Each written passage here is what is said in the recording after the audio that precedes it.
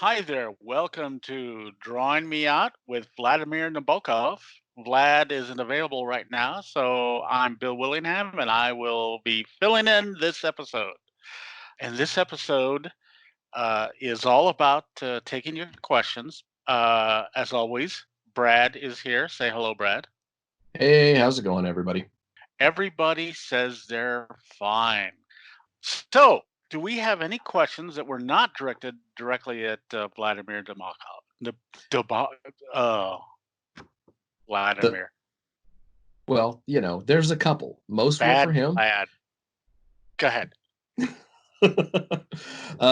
Now, in no particular order, and these come from Bill's Twitter feed. They come from the comments section, and that one lone remaining carrier pigeon that I do employ. All righty. First question is Fables better than Game of Thrones, and why? Yes. Fables was not better than Game of Thrones. And then Fables became about as good as Game of Thrones.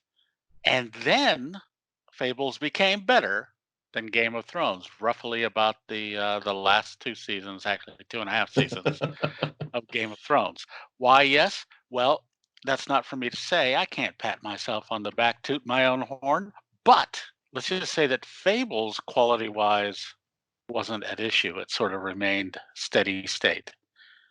Next question. Okay. What is the rights status on the elementals? I know we talked about it a lot in a couple episodes. What's the current status of the rights? The Elementals was sold at a time when I was broke and Kamiko had gone out of business. To Kamiko, I was done with Elementals in my mind. I said, okay, I'm going to leave Kamiko, uh, but I won't leave them stranded, so I'll sell them Elementals, so at least I've got some property to try and struggle back into existence with. Unbeknownst to me, Andrew Rev, the fellow that sold them, was not a new partner at the old Kamiko the way they presented it. That was a silly and vicious lie. Uh, he was the sole partner who bought them out for pennies on a dollar. So now he owns Elementals. However, there is some good news, some light at the end of the tunnel. Even though Andrew Rev will never release Elementals, he keeps getting offered real money for it by people that could make a go of it again. Andrew Rev thinks that it's only a week or so before Elementals makes a great comeback, which I find remarkable since one would think that in order for this comeback, he would actually have to publish some issues. But, it's not for me to run his business for him.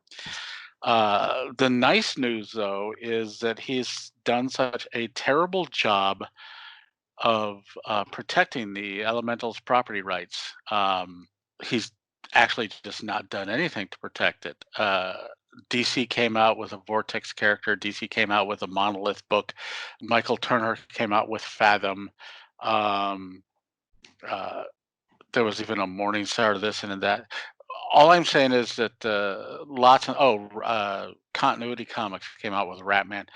He's practically thrown the property into the public domain. At some point, if I'm feeling my oats, I might get antsy enough or frosty enough or just arrogant enough to test that, to see if Elementals is actually now public domain property. In which case, I might take another run at it. Once again, if you watch Curb Your Enthusiasm, you know that in the last few episodes, Larry opened a spite store just to spite someone. So if I do try and bring back Elementals as a public domain property, it will just be a spite comic. Next question. Well, that I'm sure got a few folks a little excited. Since we're on the elementals, we did have a question. How did Rich Rankin end up becoming the inker on the elementals for those first 11 issues? I wish it was a sexier story. Rich Rankin was a fine and talented inker who was showing up at the offices of Kamiko about the same time I was getting the Elementals started. And he was teamed up with Neil, I want to say Neil Cavuto. I'm spacing his name. Come on, help me out, Brad. I can't at this moment. You're right. Damn it! Damn it! It'll pop up on the screen though. I'm always I know. good at after the fact. And thank you for that. He's such a great guy and a wonderful artist. But anyway, as is typical, inkers can take on more work than pencilers usually. So Rich was looking, in addition to working with Neil on their project, he was looking for some additional work, and at the same time that I was looking for an inker for Elementals. Um, we So talked just kind about of it. a right place, right time kind of thing. Yeah, yeah. Excellent. I Okay. wish it were a more unique story that we cage fought for the rights. Anyway, uh, all right. I'm going to go back to Fables for just a minute. I'm going to bounce all over your properties. sure. Okay. Uh, Looking back, what's the Fables character whose story arc uh, you kind of wish you had a chance to either tell or tell better? I'm not going to say because if it turns out that I really, really want to do that, I will do it. Nice. Okay. Why? Yeah. Why give away spoilers for the future? All right. Next question. I'm looking at the ones that came in. On someone asked Brad about some old Brad is D&D. carefully selecting questions to try and select the ones that will get me to shoot my mouth off and get us into trouble because Brad is a rumble boy. He is back in old Britain 50s, they used to call him Teddy Boy. He loves a knife or buckle fight, providing mates stand left and right, and those he fights are small. Go ahead. Oh, guilty as charged. Okay. Uh, we had one about some V&V modules. There was Sure. some rumors that you were looking into revisiting some old V&V modules to the updated Mighty Protectors rule set. Is that still something you're looking at, or is a possibility? Yes, the Mighty Protectors is the third iteration, I believe, of Villains and Vigilantes. Jeff D and Jack Herman got the rights to Villains and Vigilantes back, but not necessarily the trademark on Villains and Vigilantes, which is why they're called Mighty Protectors now. But they're working on or have just released. I'm going to have to check that, a new version of the game. And as a kind of congratulations, you're finally on your own with this. I gave them the rights to redo the two modules, Death Duel with the Destroyers and the Island of Dr. Apocalypse. Uh, as a matter of fact, I sold them all the rights for $1. So those rights reside with Jeff D and Jack Herman now, and hopefully we'll see something cool from that in the future. And something that you might be interested in or be able to work with them on?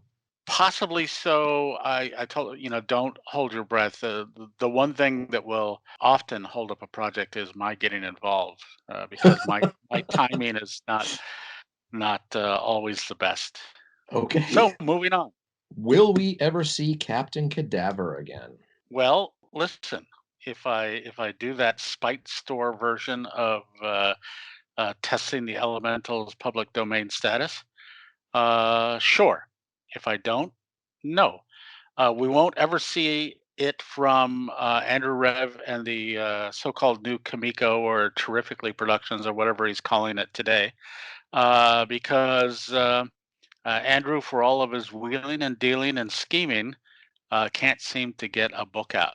Yeah, we will never see any more elemental stuff if it's from him. That is a prediction, not Okay. a curse.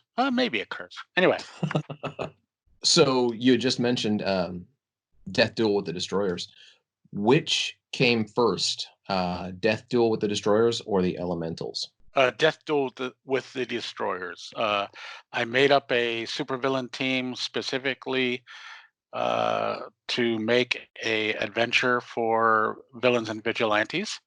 After that, I created the Elementals in a origin story you can hear back in episode.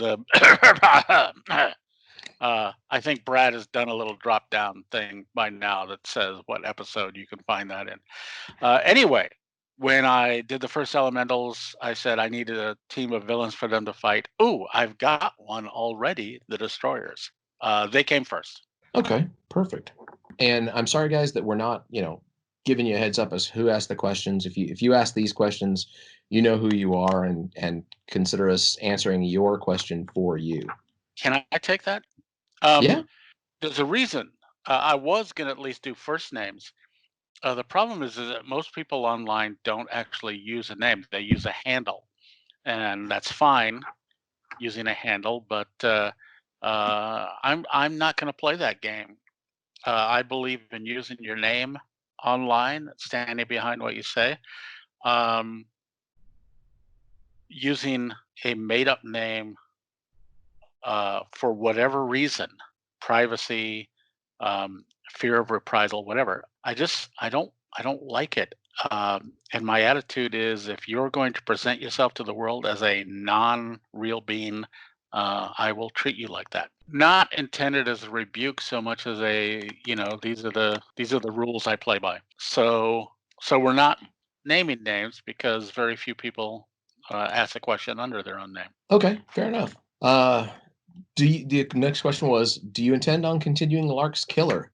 Someone said it stopped just when it was starting to get really good. Yes, it start when it was starting to get really good. Do you know what was not getting really good?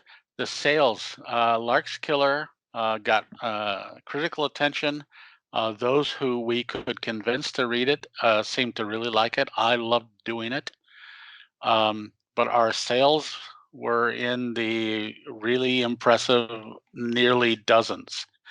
And you just can't afford to keep doing a book that way. So I, the property's not dead. The story in my mind is not dead.